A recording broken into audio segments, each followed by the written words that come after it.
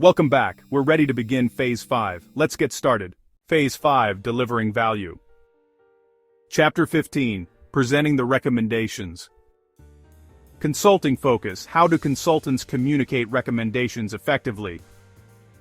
The atmosphere in the conference room was noticeably different from the first morning of the engagement. The consultants no longer entered as observers. They returned as advisors, prepared to present the conclusions they had developed through interviews, observations, analysis, and discussion.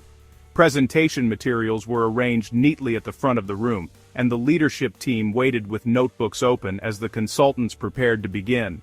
Every recommendation reflected evidence gathered throughout the engagement rather than first impressions formed during the initial facility tour. Emma welcomed the team before inviting them to begin.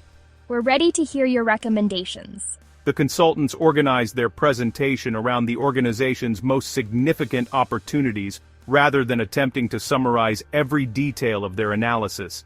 Each recommendation identified the issue, explained the supporting evidence, described the expected organizational impact, and acknowledged important implementation considerations. The presentation was designed to help the leadership team make informed decisions, not simply persuade them to accept every recommendation.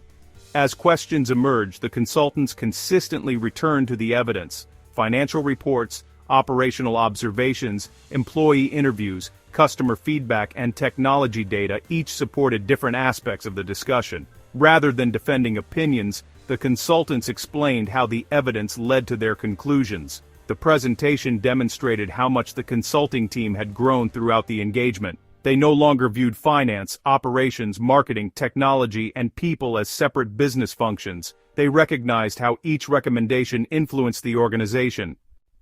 Chapter 16, The Client's Decision. Consulting Focus. How do leaders evaluate recommendations? After the presentation concluded, Emma thanked the consultants and invited the leadership team to discuss the recommendations together. The consultants stepped back from the conference table as the leadership team gathered around the presentation materials, reviewing notes, comparing priorities, and discussing possible next steps. Although the consultants had completed their work, the final decisions belonged to the client. The engagement demonstrated an important consulting principle. Consultants provide analysis and recommendations, while organizational leaders are responsible for making decisions. The leadership team carefully considered each recommendation. Some initiatives could begin within weeks, while others required additional planning, budgeting, or coordination across departments. Several recommendations were combined into a broader strategic plan that balanced opportunity with available resources. The consultants recognized that successful organizations rarely attempt to address every challenge at once. Instead, they prioritize the changes that create the greatest long-term value. Before concluding the meeting, Emma thanked the consultants for the thoughtful analysis they had provided. Good recommendations don't make decisions for leaders. They help leaders make better decisions. She explained that the greatest value of the engagement extended beyond any single recommendation. By examining the organization from multiple perspectives, the leadership team had gained a deeper understanding of how decisions affecting employees, operations, technology, finance, and customers influenced one another. That broader perspective would continue to guide the company's future long after the consulting engagement had ended. Chapter 17, Looking Back, Looking Forward. Consulting Focus. What makes consulting valuable? As the consultants packed their notebooks for the final time, they reflected on how much their understanding of PAWfect Crate Company had changed. What began as a facility tour had become a comprehensive examination of leadership, people, customers, operations, finance, technology, and strategy. More importantly, they had discovered that meaningful business recommendations are built by asking thoughtful questions, gathering reliable evidence, recognizing patterns, and evaluating information from multiple perspectives. Before the consultants departed, Emma thanked them for their professionalism and the thoughtful analysis they had provided. You came here to learn about our business.